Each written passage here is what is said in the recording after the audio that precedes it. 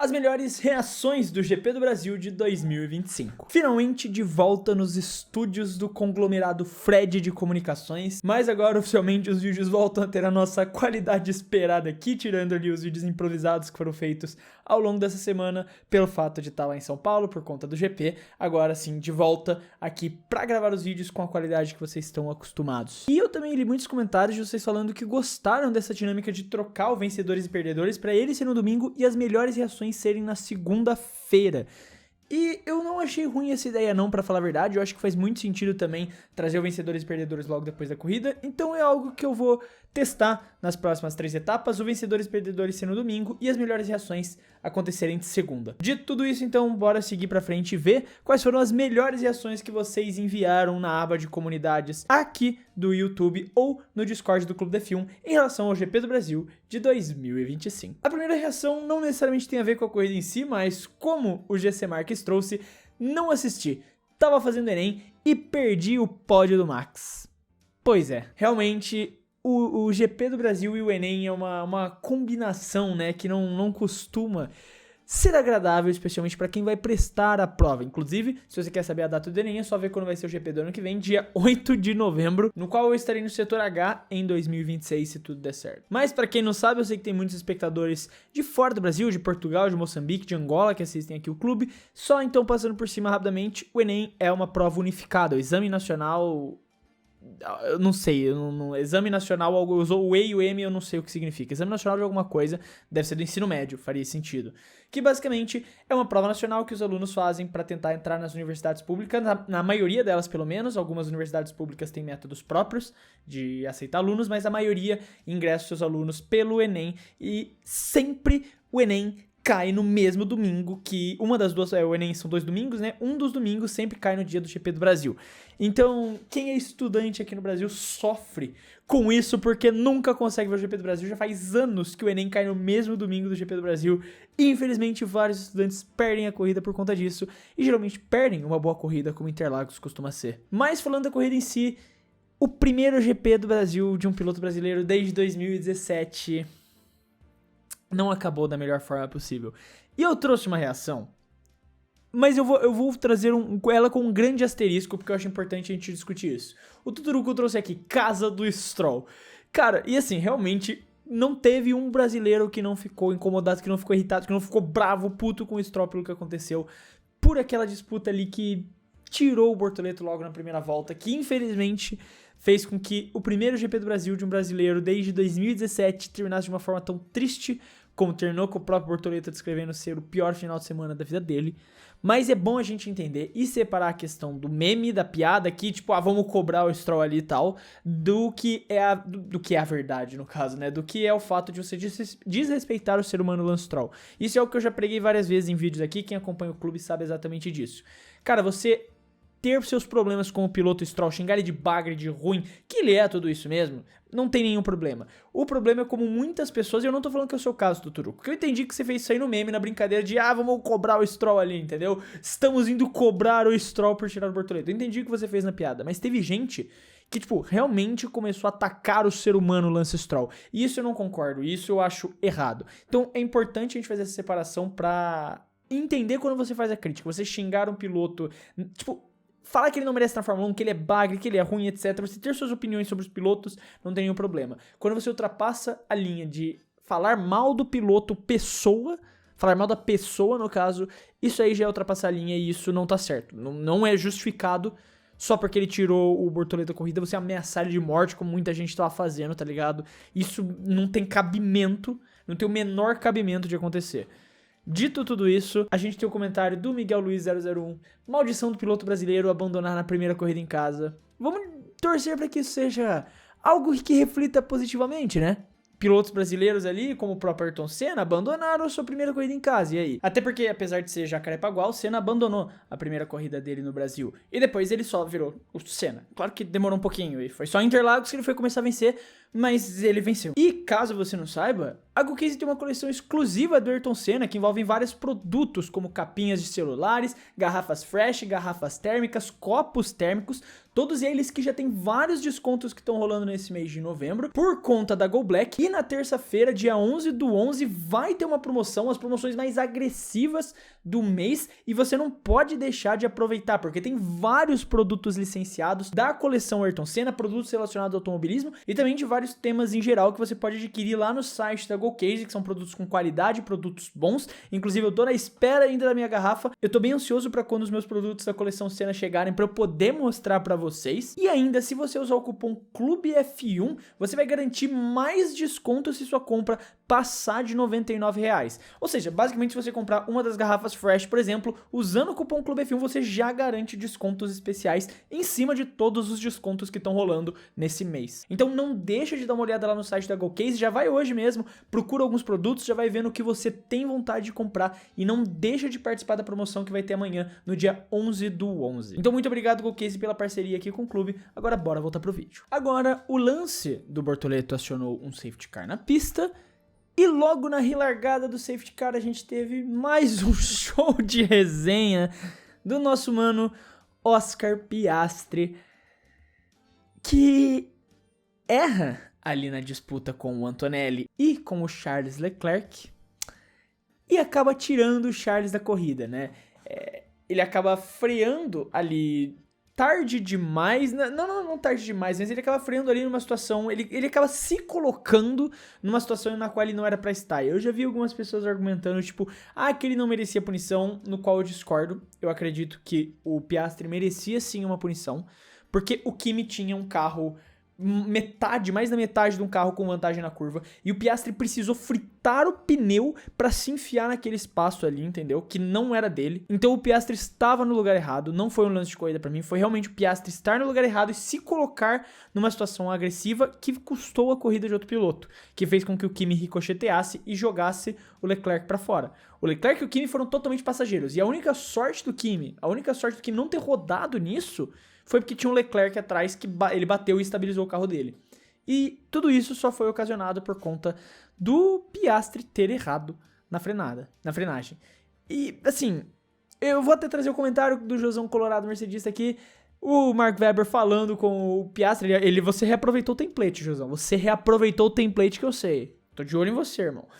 Ele, você já provou, você é um grande do pipoqueiro. Pra mim isso aí, cara, claramente o Piastri foi afobado, é um lance que ele estava afobado, ele precisou fritar o pneu pra chegar ali, fazer essa disputa, e ainda custou a corrida do Leclerc, daí levou a punição que custou a corrida dele também, e tirou ele do distância do título.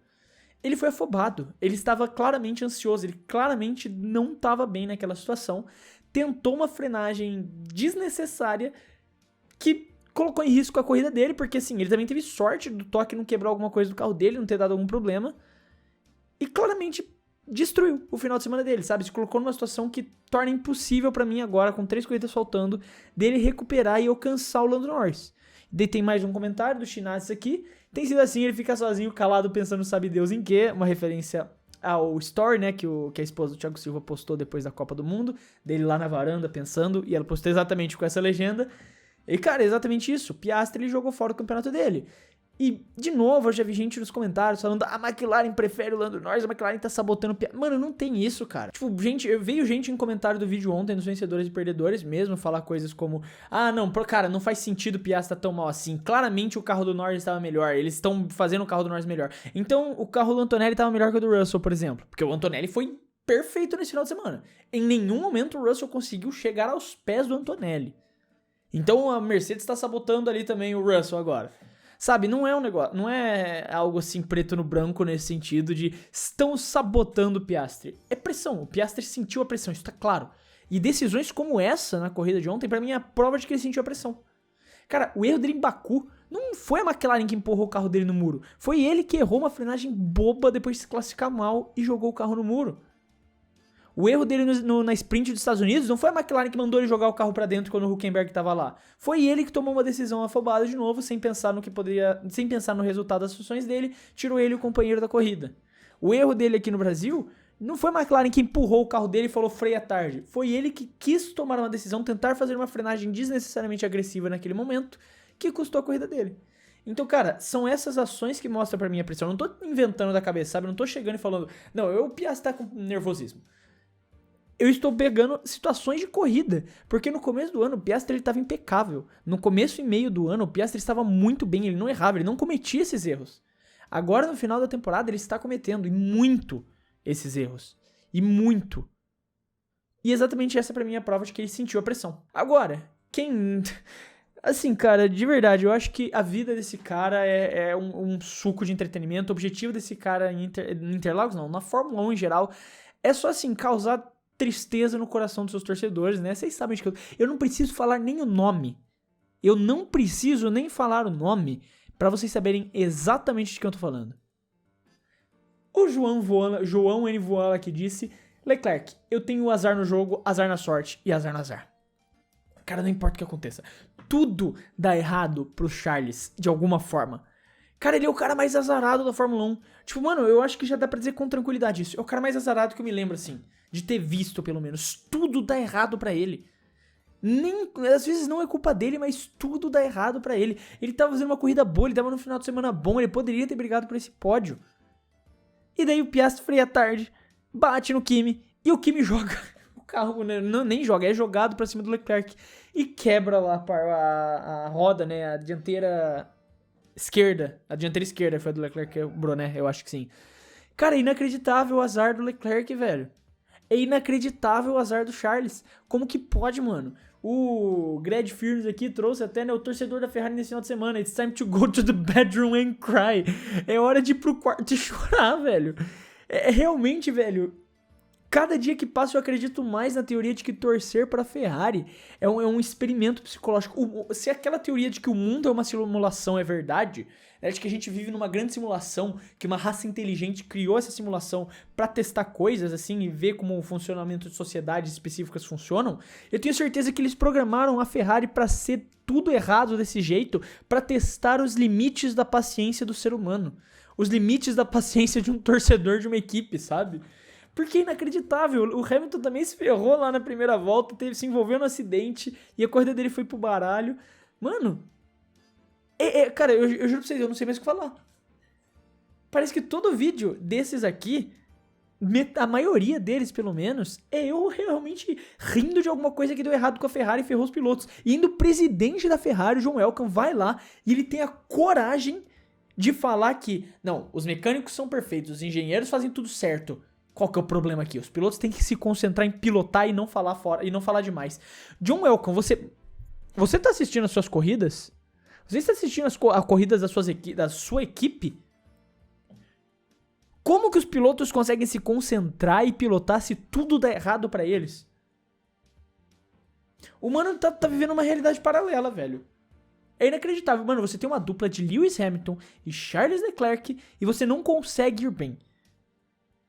Eu te garanto, John Elkann, que o problema não é os pilotos. Chega de falar mal da Ferrari, né? Chega dessa toxicidade. Vamos falar de outra coisa tóxica. Vamos falar de um corante de alimentos permitido em países como o Brasil. E que, como o Assir disse, a relação Antonelli-dióxido de titânio é real e continua em pé. É inacreditável. É inacreditável. Cara, eu fiz o vídeo antes de ir pra Interlagos e postei aqui no clube. Até coloco no card aqui, caso você não tenha visto ainda. Comprovando que a relação Kimi Antonelli e dióxido de titânio é real. Ele realmente tem uma média de resultados muito melhor em países em que o dióxido de titânio é permitido. Chega no Brasil, o que o cara faz? O cara simplesmente dispara. É aquele meme do segue o terceiro colocado porque o segundo disparou. O primeiro disparou, que era o Norris, o segundo colocado também disparou, que é o Antonelli. Segue o terceiro colocado porque o segundo disparou. O Antonelli foi... E eu digo isso num elogio, o segundo melhor. Ele foi o melhor vice de Interlagos.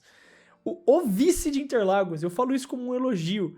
É inacreditável. O cara fez uma baita de uma corrida e ainda ativou, como o Wilson nos trouxe aqui, o Monte Antonelli no final. Primeiro porque assim, cara, P2 na sprint, P2 na corrida sprint, P2 na classificação e P2 na corrida. Só que esse P2 não veio barato porque ele teve que se defender de um Verstappen de pneus macios no final. E ele se defendeu muito bem. Eu tava no setor Porto, que é no final da reta oposta ali, então eu tava vendo de frente a briga. Cara, e eu vi 3 vezes ele fazer uma defesa sensacional, né? Depois eu peguei e assisti os highlights da corrida, pra poder também ver se eu não tinha perdido alguma coisa, algum detalhezinho às vezes passa despercebido quando você tá lá no autódromo, né?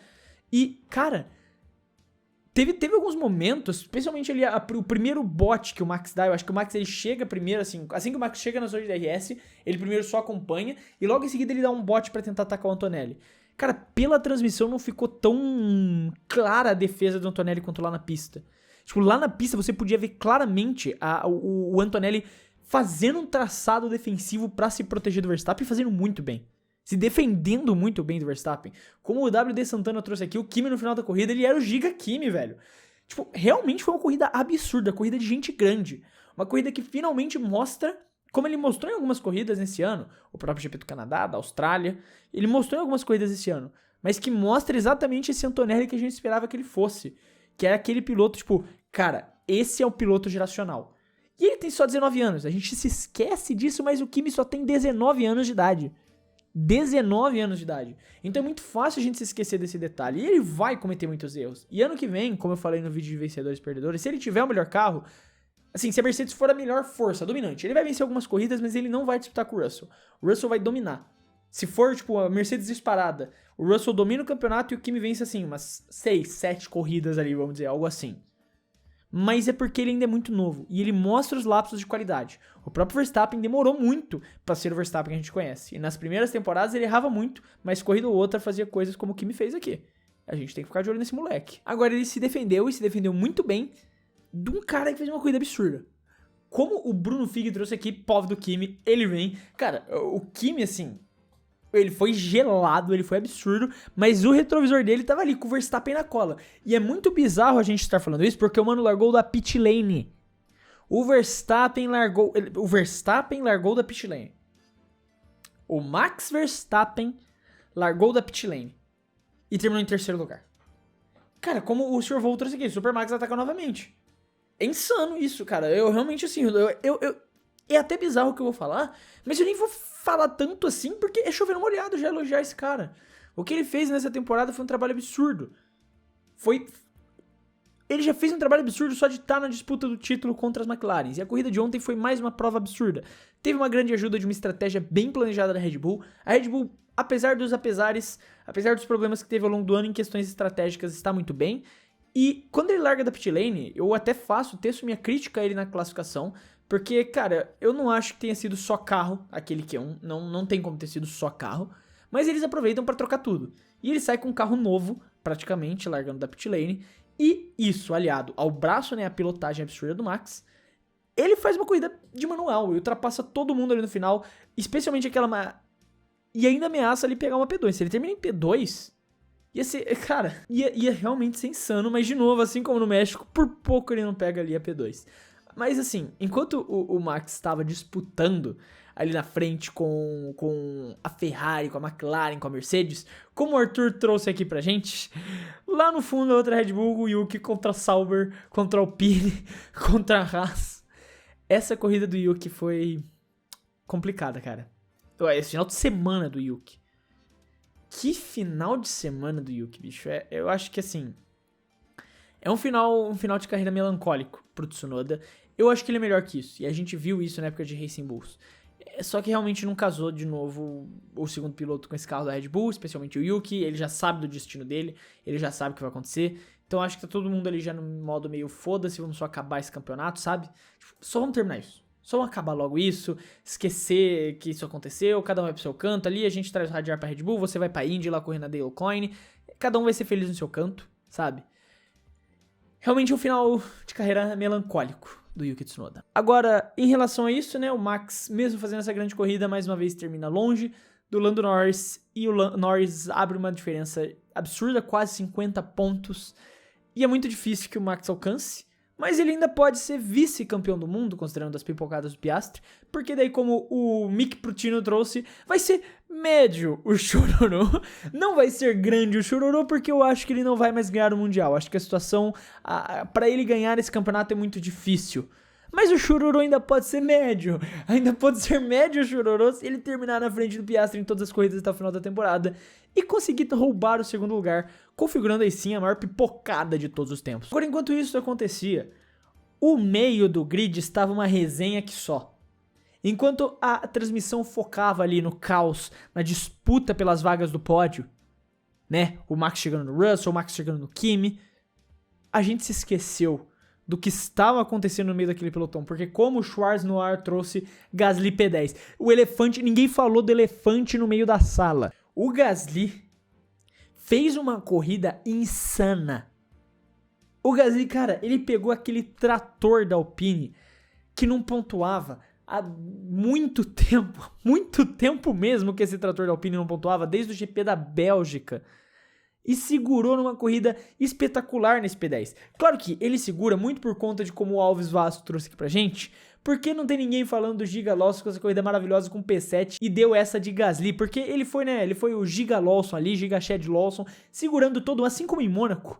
O Lawson segurou todo mundo atrás dele, e isso permitiu com que o Gasly terminasse na zona de pontuação, porque os carros atrás do Gasly, o Albon que ficou preso ali atrás do Gasly não conseguiu passar, por conta deste caos que foi criado por Liam Lawson, que estava segurando todo mundo ali, numa estratégia provavelmente também pensada da Racing Bulls, para que os dois pilotos se protegessem, né, segurassem ali todo mundo.